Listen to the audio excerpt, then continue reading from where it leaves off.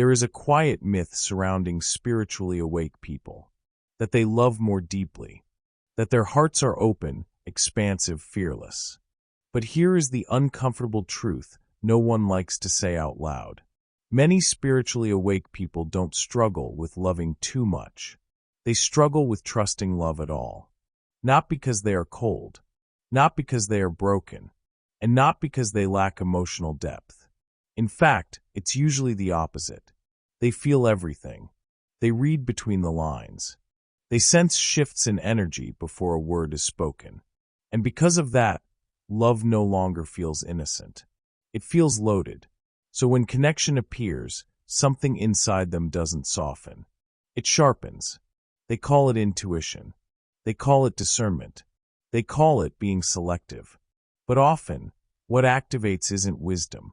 It's an old alarm system that learned long ago that closeness comes with a cost. Carl Jung warned that the more conscious a person becomes, the more sophisticated their defenses grow. The ego doesn't disappear with awakening.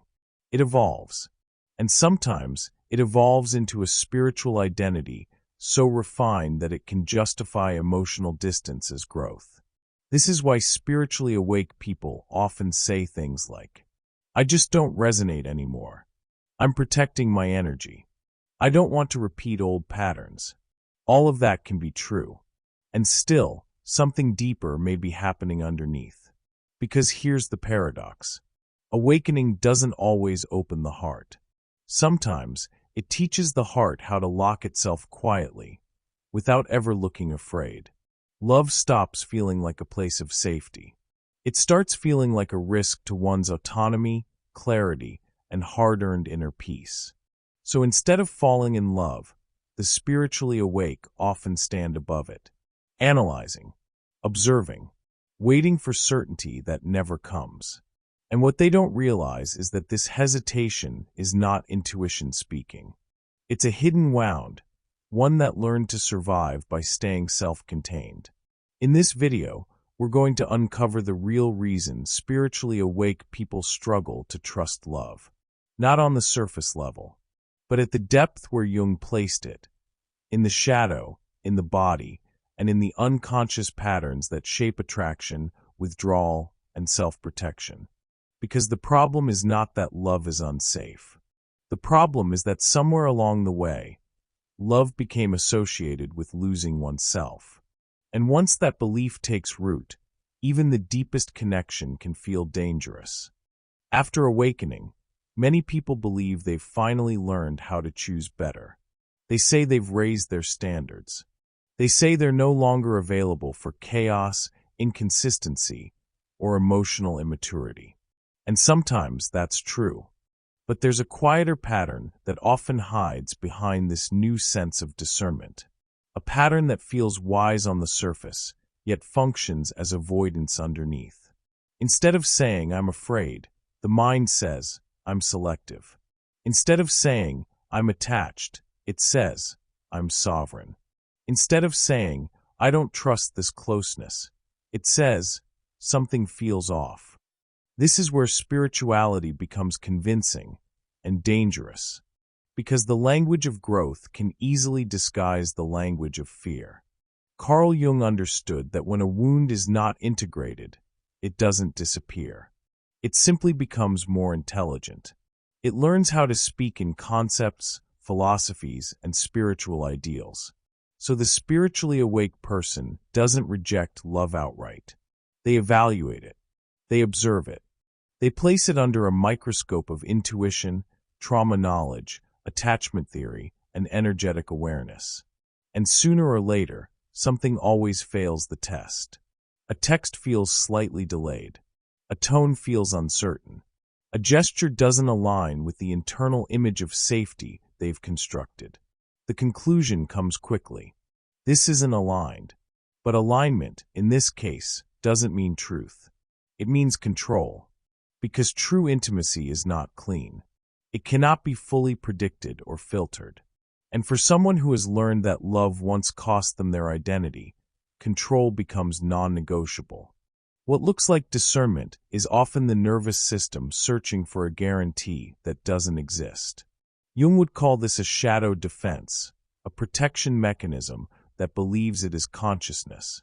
The ego convinces itself that it has outgrown emotional risk, when in reality, it has only learned how to avoid it elegantly. This is why spiritually awake people don't say, "I don't trust love." They say, "I don't see myself in this." They say, "The energy feels wrong."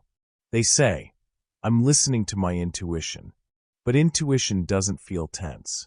It doesn't scan endlessly for flaws. And it doesn't need perfection to feel safe. When selectiveness becomes a shield, love is no longer something you step into. It becomes something you judge from a distance. And from there, trust never has a chance to form. For many spiritually awake people, attraction no longer feels like warmth. It feels like a chemical reaction they've learned to distrust. Like someone who once touched fire and now flinches at heat, they mistake intensity for danger and calm for emptiness. In chemistry, certain reactions release energy violently. They sparkle. They feel alive. But they also burn through their material fast, leaving residue behind. After awakening, many people promise themselves they will never enter that kind of reaction again. So when attraction shows up, real attraction, the nervous system interprets it as instability. The heart speeds up, the body tightens, the mind begins to scan for red flags. And instead of curiosity, there is suspicion. This is where the misunderstanding begins. Because not all chemistry is explosive. Some reactions are slow. They generate heat gradually. They stabilize before they transform. But to a system conditioned by emotional chaos, stability feels unfamiliar, and unfamiliar feels unsafe. So peace gets mislabeled as boredom. Consistency feels flat. Kindness feels predictable. And what once would have been interpreted as safety now feels like the absence of spark. Jung understood this through the idea of the complex. When the psyche associates love with emotional volatility, the unconscious begins to seek intensity as proof of depth. The problem is not attraction. The problem is what the body learned to call love. This is why spiritually awake people often feel most drawn to what destabilizes them. Not because they want suffering, but because their system recognizes the chemical signature. And when something genuinely grounded appears, it doesn't trigger longing. It triggers doubt. Why don't I feel more? Why isn't this consuming me? Shouldn't love feel stronger than this? But love is not always a reaction that overwhelms. Sometimes it's a process that holds. The awakening creates awareness, but awareness alone does not rewire chemistry. The body doesn't update its definitions just because the mind has learned new language. So the spiritually awake person stands between two reactions. The familiar burn that promises depth but leads to exhaustion, and the unfamiliar calm that offers safety but feels emotionally silent. And until the nervous system learns the difference between intensity and intimacy, love will continue to feel suspicious, not because it's wrong, but because it no longer fits the chemistry the body once depended on to survive. Another sign often hides behind strength. After awakening, independence stops being just a trait. It becomes an identity. I don't need anyone. I'm whole on my own. I refuse to attach. On the surface, this sounds like growth, and in many ways it is. But Jung reminded us that whatever the ego clings to too tightly becomes suspicious, especially when it carries moral or spiritual superiority. Hyperindependence often forms after a time when dependence felt dangerous, when needing someone led to disappointment, loss of self, or emotional collapse. So the psyche adapts. It learns to survive by self-containment, by minimizing needs, by equating closeness with weakness. And once spirituality enters the picture, this defense becomes almost untouchable. Because now it's not just self-reliance, it's sovereignty. It's I am complete. It's I answer to no one. But love, by nature, requires a soft violation of autonomy. Not control, not loss of self, but interdependence. Something hyper-independence quietly resists. So when love approaches, it doesn't feel romantic. It feels intrusive, like a threat to the carefully balanced inner world. The spiritually awake person doesn't feel fear. They feel irritation, restlessness, a sudden urge to pull back. And they interpret that sensation as clarity. But clarity doesn't tighten the chest. And wholeness doesn't need isolation to survive. Until independence is no longer used as armor, trust will always feel like a risk. Not because love is unsafe, but because needing has been mistaken for weakness. Another pattern appears once hyper-independence is firmly in place. Love stops being felt and starts being studied. The spiritually awake person doesn't fall into connection. They observe it. They notice attachment styles. They track behavioral patterns. They map childhood wounds, communication habits, emotional triggers. Nothing escapes their awareness. On the surface, this looks like maturity. After all, awareness prevents repetition, right? But Jung made an important distinction. Consciousness that is not balanced by feeling becomes sterile. Instead of meeting the person, the psyche begins to explain them.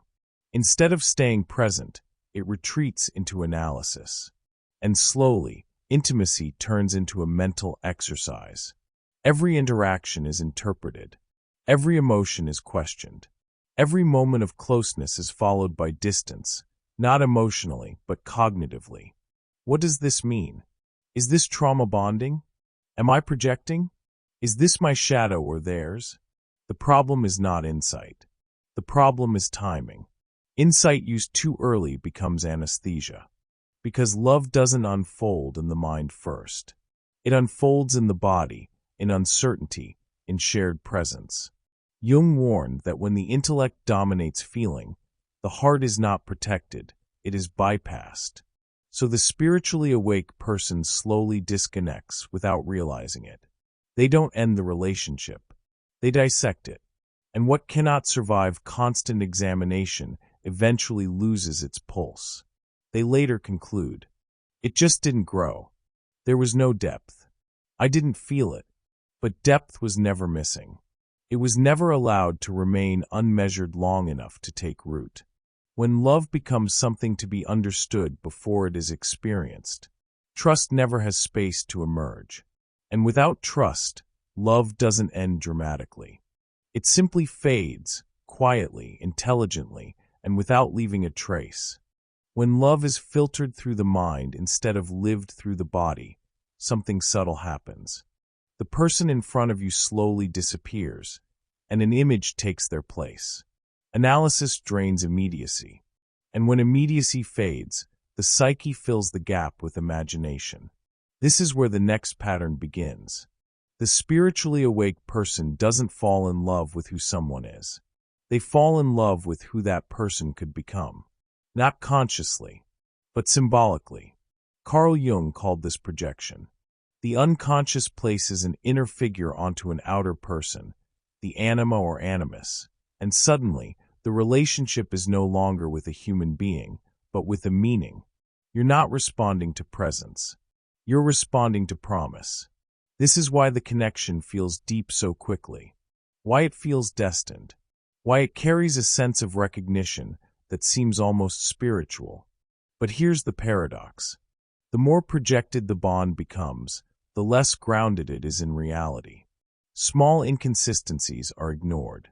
Emotional absence is reinterpreted as mystery. Distance is romanticized as depth. And when the real person inevitably fails to match the inner image, disappointment arrives suddenly, and withdrawal follows. The spiritually awake person often believes they are walking away because the connection was false. But what actually collapsed was the projection. Jung warned that when a projection breaks, the psyche experiences it as betrayal, even if no one did anything wrong. So love doesn't end because of conflict. It ends because reality showed up. And reality, compared to the inner ideal, feels heavy, restrictive, almost disappointing. This creates a painful loop. The spiritually awake person feels safest loving from a distance, in imagination, in potential, in what could be. Presence demands adaptation. Projection demands nothing. So they retreat, not because they don't want intimacy, but because intimacy requires relating to what is, not what the psyche hoped for. And once love becomes a symbolic experience instead of a relational one, trust becomes impossible. Because trust can only form with someone real, not with an image designed to protect you from disappointment. And then comes the moment where everything changes, not when love begins, but when it stabilizes. The connection deepens. The person becomes consistent. There is emotional availability, presence, continuity. And instead of relief, something inside tightens. This is the moment spiritually awake people rarely talk about, because nothing goes wrong. There is no obvious red flag, no betrayal, no chaos to justify leaving. And yet, the impulse to withdraw becomes overwhelming. The body reacts first. A sense of pressure, claustrophobia, irritation without a clear cause. The mind follows quickly, searching for language that feels conscious enough to explain the retreat. I need space.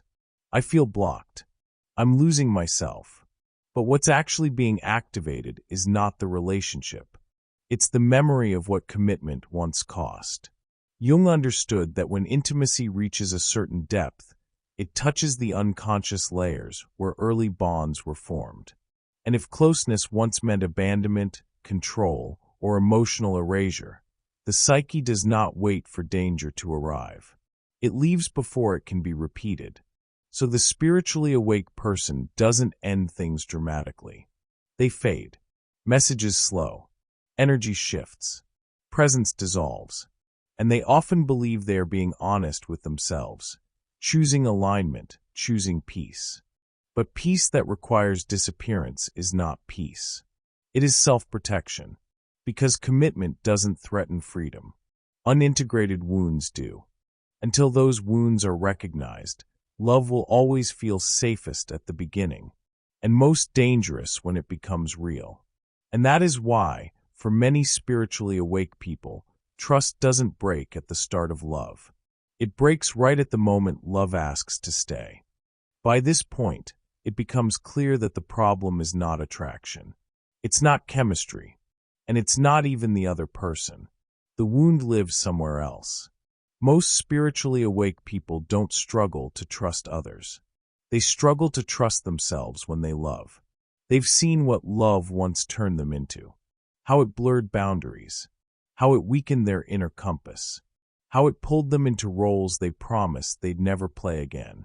So when love reappears, the fear is not, will this person hurt me? The fear is, who will I become if I open again? Jung understood this as a split within the psyche.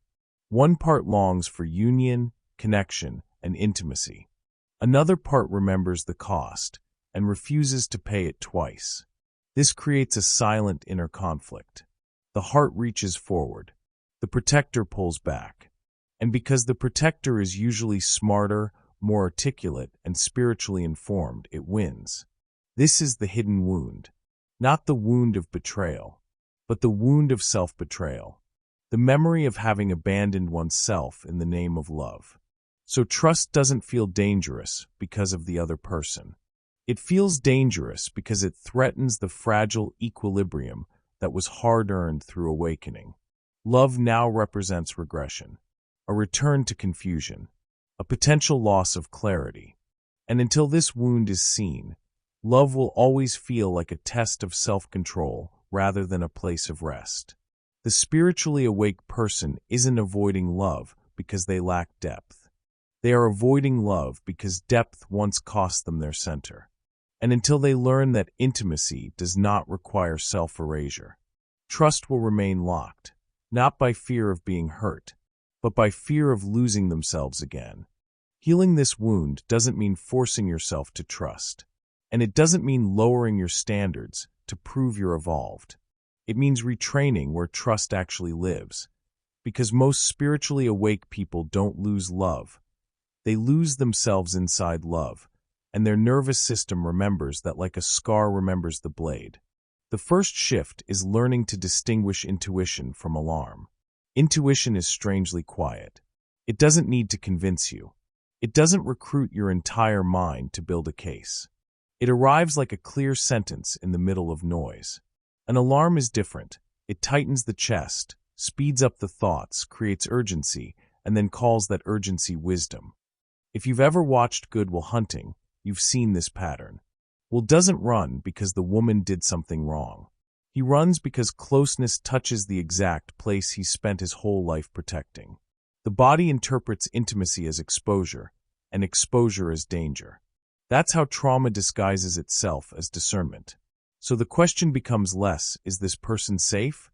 And more, is my body confusing safety with unfamiliarity? Because sometimes the off feeling is not a red flag. It's the nervous system meeting a new reality. Steadiness without punishment, kindness without a hook, love without a chase. The second shift is allowing truth early instead of perfection later. Spiritually awake people often wait until they're sure before they speak. Sure that the person is right, sure that they won't be hurt, sure they won't lose their center. But trust isn't built through certainty. It's built through honesty while certainty is still missing. Think of Elizabeth Bennet in Pride and Prejudice. The story doesn't transform because she receives flawless reassurance. It transforms because Pride and Prejudice are slowly exposed, misreadings corrected, motives clarified, truth revealed in stages. In real relationships, the stage-by-stage truth is the bridge. Not a grand vow, not a perfect alignment, just the courage to say calmly, this triggers me. Or when things get serious, I feel the urge to disappear. Or I'm learning how to stay present instead of retreating. That kind of honesty doesn't weaken connection. It anchors it in reality. And reality is the only place trust can actually grow. The third shift is redefining vulnerability. Vulnerability doesn't mean collapsing into another person or dumping your entire inner life on them like a storm. Vulnerability is staying present while being seen. It's allowing a small piece of the real you to exist in the room without rushing to manage the outcome. In Jane Eyre, the power isn't in dramatic confession alone. It's in Jane's refusal to abandon herself just to be loved. She loves, but she doesn't erase. That's the template most spiritually awake people need. Intimacy that does not require self-betrayal. Which leads to a practical method that actually works: small, safe exposures. If your pattern is to vanish when things get serious, don't try to heal by jumping into full emotional intensity. Heal by doing the opposite of disappearing in microscopic ways. One more honest text instead of silence. One more conversation instead of avoidance. One more request instead of swallowing your need. Not because you must prove anything, but because your nervous system learns through repetition, not theory. This is also where you separate boundaries from walls. Boundaries say, this is what I need to stay present. Walls say, no one gets close enough to test me. Many spiritually awake people confuse walls for strength, because walls feel clean, no mess, no risk, no uncertainty. But walls also guarantee one thing. You'll never learn what trust feels like with a real person, only what control feels like in solitude. And here's the most important shift, the one almost no one says out loud. Trust is not trusting the other person perfectly. Trust is trusting yourself not to abandon yourself in love. This is the hidden wound's true antidote. The fear underneath, I can't trust love, is often, if I love, I'll lose my clarity. I'll lose my boundaries. I'll become smaller. Healing means proving, gently over time, that you can stay conscious and still stay open. You can watch this played out in stories like Normal People, Sally Rooney. The pain isn't that love is absent. The pain is that two people keep retreating into old self-protection the moment love asks for consistency. They don't need a more spiritual relationship. They need a safer internal relationship with their own needs, shame, and fear of being truly known. So you don't heal by forcing romance. You heal by practicing presence. You pause when the alarm screams. You name what you feel before it turns into disappearance. You choose one small act of staying. And slowly, The chemistry changes, not the explosive kind that burns through you, but the slow reaction that stabilizes before it transforms. Because the goal isn't to become someone who never gets triggered. The goal is to become someone who can be triggered and still remain. And when you can remain, love stops feeling like a threat to your identity. It becomes a place where awareness doesn't disappear. It finally has somewhere safe to rest. At some point, the spiritually awake person realizes something quietly devastating. They didn't stop trusting love because they healed. They stopped because they adapted. What looks like peace is often just a well-organized avoidance. What feels like clarity is sometimes distance that learned how to speak calmly. And this is where the awakening reaches its next threshold. Because real growth doesn't happen when you no longer feel triggered.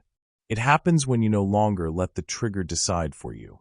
Jung believed that consciousness expands not by eliminating the shadow, but by staying in relationship with it. And love is one of the few places where the shadow cannot hide behind ideas. It shows up in the body, in timing, in the urge to pull away right when connection asks you to stay. This is why love feels like the final test for many spiritually awake people. Not because it threatens their peace, but because it reveals whether that peace is alive or merely controlled. The task is not to fall blindly, nor is it to remain guarded forever. The task is integration, to let awareness walk into intimacy instead of watching it from above, to remain sovereign without becoming isolated, to allow closeness without abandoning selfhood. Because the opposite of avoidance is not attachment. It is presence. And presence is the one thing no awakening can bypass. When presence becomes possible, trust no longer feels like surrender. It feels like choice. And love, finally, stops being something you survive and becomes something you can consciously enter. If this felt uncomfortably familiar, you're not alone. Comment "Can't trust love" if you felt your body pull back right when love gets real. And I choose presence if you're ready to stay. If you want more Jung-based insights like this, subscribe, and join the Hidden Mind community. And in the next video, we'll talk about how spiritual awakening can quietly turn into avoidance, and the signs you may not notice until it's already shaping your life.